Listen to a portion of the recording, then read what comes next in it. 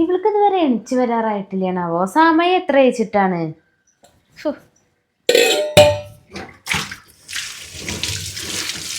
ഒക്കെ ചെയ്തു കൊടുക്കാൻ പിന്നെ ഞാൻ ഒരാളുണ്ടല്ലോ.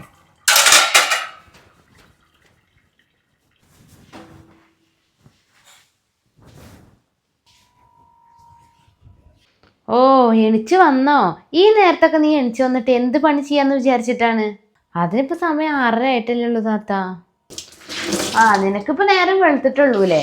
ഞാൻ രാവിലെ 5 എന്തൊക്കെ പണികൾ കഴിഞ്ഞു. കടല വേവിച്ച് വെച്ചിട്ടുണ്ട്. ഞാൻ അതിന്റെ പണികൾ നോക്കിക്കോ. ഞാൻ ഈ പാത്രം കഴുകി എടുക്കുമ്പോഴത്തേനും ഉമ്മ അവിടെ ചായക്ക് വേണ്ടി പിറുപിറുന്നനെ പറഞ്ഞിട്ടിരിക്കുന്നുണ്ട്. നിനക്കൊന്നിത്തിരി നേരത്തെ എണിച്ച് വന്നൂടെ? എന്നൊന്ന് സഹായിച്ചൂടെ? രാവിലെ എണിച്ചപ്പോൾ ചെറിയൊരു തലവേദന. അപ്പോൾ കുറച്ചു നേരം ഒന്ന് കിടന്നാണ്. അതിനിപ്പോൾ ഇങ്ങനെയൊക്കെ പറയാനുണ്ടോ? നീ ഇപ്പം ഉമ്മാക്ക് ചായ കൊണ്ടു കൊടുക്കാൻ നോക്ക്. എന്നിട്ട് പലഹാര പണിയൊക്കെ നോക്കാം. ഇന്നിപ്പോൾ പുട്ടന്നെ ഉണ്ടാക്കാം. ചപ്പാത്തി ഉണ്ടാക്കാമെന്ന് വിചാരിച്ചാ ഇന്നിപ്പോൾ ആ പണിക്ക് നിന്നാൽ ഒരു കാര്യം നടക്കില്ല. എന്നും ഈ പുട്ടന്നെ.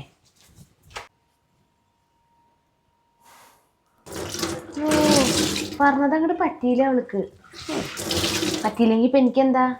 ഞാൻ ആരാണെങ്കിലും ഞാൻ കണ്ട കാര്യം മുഖത്ത് നോക്കി പറയും.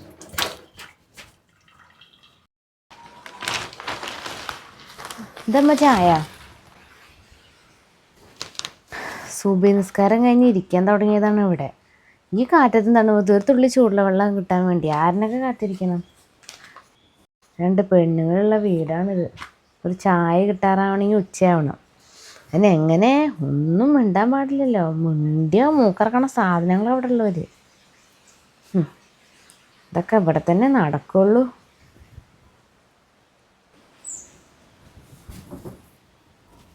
കേട്ടില്ലിപ്പം ഉമ്മാൻ്റെ അടുത്ത് രാവിലെ തന്നെ വയറ് നിറച്ച് കേട്ടപ്പോൾ സമാധാനമായില്ലേ? ഇനി അത് മതി ഉമ്മാക്ക് 4 ദിവസം അത് പറഞ്ഞു നടക്കാൻ. അല്ലെങ്കിൽ ഉമ്മാക്ക് അപ്പുറത്തെ ഇപ്പുറത്തെ വീട്ടിലത്തെ മരുമക്കളെ നോക്കിയിട്ട് നമ്മുടെ കുറ്റം പറഞ്ഞെടുക്കാനേ നേരമുള്ളൂ. ഇനിയിപ്പോൾ അത് മുഴുവനായി. ഇങ്ങനെ അന്തം വിട്ട് നിൽക്കാണ്ട് പുട്ടിന് പൊടി എടുത്ത് നനയ്ക്കാൻ നോക്ക്. ഇനിയിപ്പോൾ അല്ലെങ്കിൽ അതിനാവും കേൾക്കുക.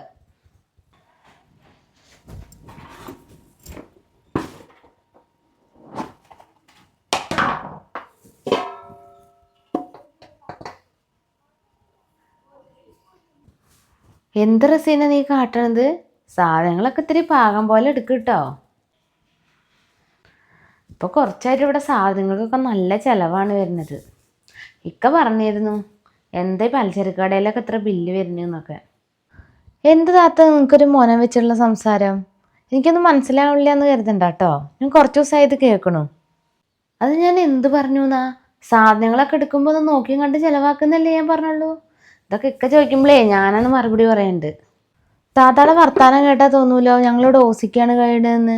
ഇവിടുത്തെ കറണ്ട് ബില്ലും വെള്ളത്തിൻ്റെ ബില്ലും പിന്നെ എന്തെങ്കിലും ഫംഗ്ഷൻ വരുമ്പോഴുള്ള എല്ലാ കാര്യങ്ങളും ഞങ്ങൾ തന്നെയല്ലേ ചെയ്യണത്. ഇന്ത്യക്ക് ആ മരുഭൂമി കിടന്ന് കഷ്ടപ്പെടാൻ തുടങ്ങിയിട്ടേ കാലം കുറച്ച് ആയിക്കണു. അവർ ഈ വീടിന് വേണ്ടി കഷ്ടപ്പെട്ടിട്ട് അവരെല്ലാവരും കൂടിയും പോകുമെന്ന് എനിക്ക് തോന്നുന്നു. അതൊന്നും കാണാൻ അവിടെ ആരുമില്ലല്ലോ. എന്താടി രണ്ടും കൂടി? 2 എണ്ണം ഏത് നേരം തല്ലുകൂടി ഉണ്ടാണല്ലോ. അതിനൊക്കെ ആ ജമീലാടെ മരുമക്കള് എന്തൊരു അടുക്കും ഒതുക്കുള്ള കുട്ടികളെന്നറിയോ അവര്? അവരുടെ സൗണ്ട് എന്തെങ്കിലും പുറത്ത് കേൾക്കണുണ്ടോ? നാട്ടുകാര് കേട്ടാ എന്താ പറയാ? ഇങ്ങനെയുണ്ടോ പെണ്ണുങ്ങള്? ഉമ്മാക്ക് പിന്നെ എപ്പോൾ നോക്കിയാലും ആ ജമീൽ താത്താടെ മരുമക്കളെ പൊക്കി പറയാനേ നേരമുള്ളൂ. എന്നാൽ പിന്നെ ഉമ്മാക്ക് അവിടെ പോയിരുന്നൂടെയാണാവോ?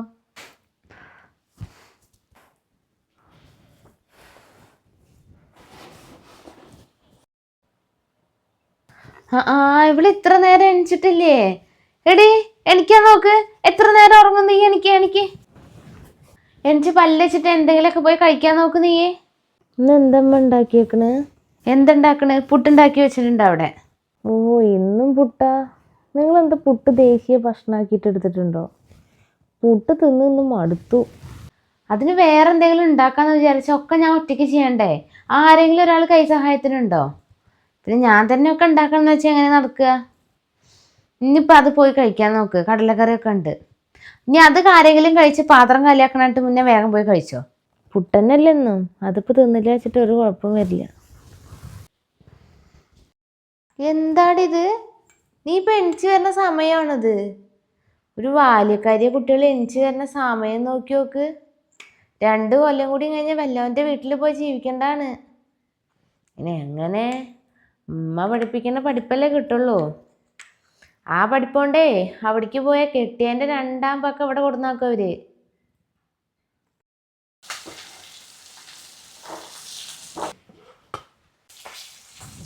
ഞാൻ എൻ്റെ അടുത്തൊരു കാര്യം ചോദിക്കണം വിചാരിച്ചു. ഇന്നലെ അവിടെ അലക്കിട്ട മാക്സി ഇല്ല എൻ്റെ, അതെപ്പോൾ എടുത്തതാ? അത് ഞാൻ കഴിഞ്ഞ പ്രാവശ്യം വീട്ടിൽ പോയപ്പോഴേ അവിടെ നിന്ന് എടുത്തതാ. അവിടെ ഒരു തുണിക്കാരൻ വരാറുണ്ട്. അപ്പോൾ കളറ് നന്നായി തോന്നിയപ്പോൾ എടുത്തതാണ്. രസമുണ്ടായിരുന്നത്? കുഴപ്പമില്ല. മാറ്റി മാറ്റി ഓരോ മാസം ഡ്രസ്സ് എടുക്കാൻ അവളേൽ പൈസ ഉണ്ട്. എന്നാലോ ഇവിടുത്തെ ഒരാവശ്യത്തിന് ചോദിച്ചാൽ അവളേൽ പൈസ ഉണ്ടാവില്ല.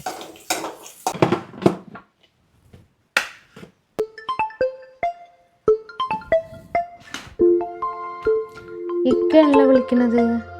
താത്ത ഒരു 5 മിനിറ്റ് ഇതൊന്ന് നോക്കൂ, ഞാനിപ്പോൾ വരാം.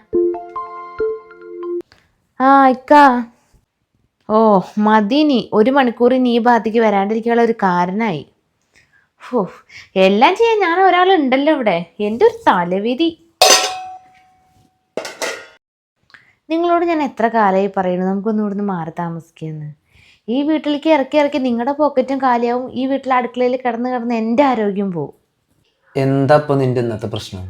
പ്രശ്നം അറിഞ്ഞിട്ട് എന്തിനാണ്? നിങ്ങൾ അതിന് പരിഹാരം ഉണ്ടാക്കുമോ? ഏത് നേരം വെക്കലും കഴുകലും മോറലും മടുത്തു എനിക്ക്. എന്നാ നീ ഒരു കാര്യം ചെയ്യ്. ഇനി മുതലേ നീ പുറത്ത് പോയിട്ട് അധ്വാനിച്ച് കാശ് കൊണ്ടുപോവാ. ഞാൻ ഇവിടെ ഇരുന്നിട്ട് ഇവിടുത്തെ കാര്യങ്ങൾ നോക്കാം. നിങ്ങൾക്ക് പിന്നെ ഞാൻ എന്ത് പറഞ്ഞാലും എൻ്റെ വായടുപ്പിക്കാനുള്ള ഓരോന്ന് അറിയാലോ. നിങ്ങളുടെയൊക്കെ വിചാരം ഈ പെണ്ണുങ്ങൾക്ക് വീട്ടിൽ ഒരു പണിയില്ല എന്നാണോ? ഒരു ദിവസം ഇവിടെ നിന്നിട്ട് പണികളെല്ലാം ചെയ്ത് നോക്ക്, അപ്പം അറിയാം അതിൻ്റെ കാര്യം. അതിന് നീ ഒറ്റയ്ക്കൊന്നല്ല ഇവിടെ പണിയെടുക്കണത്. ഇവിടെ റസീനല്ലേ? അവൾ ചെയ്തിട്ട് കാണും.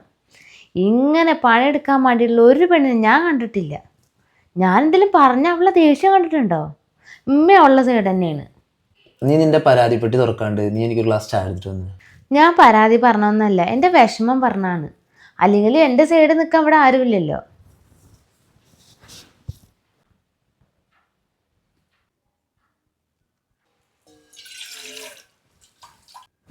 താത്ത എന്താ ഇവിടെ കാണിക്കണേ?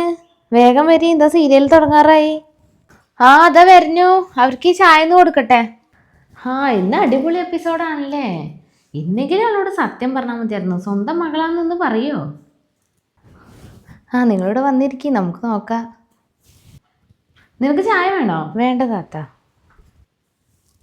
ഈ കാര്യത്തിലേ 2 ആൾക്കൊരു ഒത്തൊരുമുണ്ടല്ലോ. ഭാഗ്യം.